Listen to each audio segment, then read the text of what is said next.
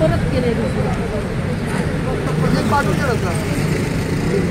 हाँ लिंक पाठवते online live Sharad पवारांच्या नावाने भीक द्या, अजित पवारांच्या नावाने भीक द्या, उद्धव ठाकरेच्या नावाने भीक द्या, अनिल परबच्या नावाने भीक द्या, या महाविकास आघाडी सरकारच्या नावाने भीक द्या. दादा दादा भीक द्या, ताई भीक द्या, या महाविकास आघाडी सरकारच्या नावाने भीक द्या.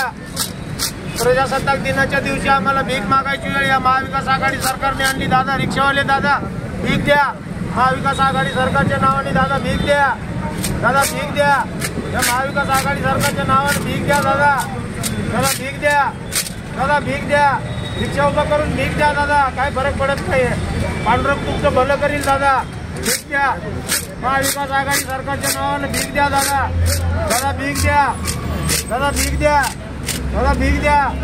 शरद पवारांच्या नावाने द्या, उद्धव ठाकरेच्या नावाने द्या, अनिल परबच्या नावाने द्या, अजित पवारांच्या नावाने द्या, या महाविकास आघाडी सरकार.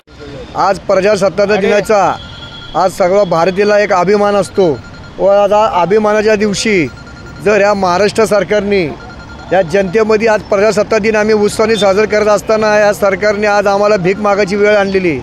काही खाजगी ठेकेदारांना हाताशी धरून त्यांचं पोट भरण्याकरता आमच्या कामगाराला उपाशी ठेवण्याचा त्यांनी प्रयत्न केला व तसंच आज आमचे 80 बांधव आज शहीद झाले.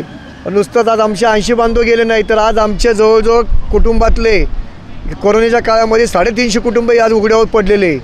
हे असं असताना पण आम्ही विलिनीकरणाची जी मागणी करतो सरकारला, सरकार ह्याच्याकडे जाणून बुजून दुर्लक्ष करतं आहे व त्याच्यामुळं आज आम्ही हे भीक मागो आंदोलन म्हणण्यापेक्षाही सरकारने आमच्यावर भीक मागायची वेळच आणलेली आहे. त्यांच्या इच्छाशक्तीच्या पुढं आम्ही आज थोडं भीक मागून त्यांना आता तरी त्यांची इच्छा होईल की बाबा स्वातंत्र्य दिना दिवशी आम्ही भीक मागावं नसावं असं तर त्यांना वाटत असेल तर त्यांनी राज्य शासनामध्ये आमचं विलिनीकरण करावं ह्याच माध्यमातून मी त्यांना बोलतोय.